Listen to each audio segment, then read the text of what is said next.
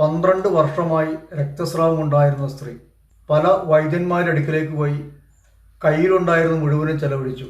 എന്നാൽ അവളുടെ സ്ഥിതി കൂടുതൽ മോശമാവുകയാണ് ചെയ്തത്. അങ്ങനെ ഇരിക്കുമ്പോഴാണ് യേശുവിനെക്കുറിച്ച് അവൾ കേൾക്കുന്നത്. വിശ്വാസം കേൾവിയിൽ നിന്നും, കേൾവി ക്രിസ്തുവിനെക്കുറിച്ചുള്ള പ്രസംഗത്തിൽ നിന്നുമാകുന്നു. റോമ 10:17.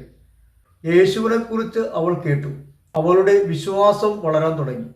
അവൾ ഉള്ളിൽ ഇങ്ങനെ വിചാരിച്ചു, യേശുവിൻ്റെ വസ്ത്രത്തിൽ ഒന്ന് തൊട്ടാൽ മതി, എൻ്റെ രോഗം സൗഖ്യമാകും.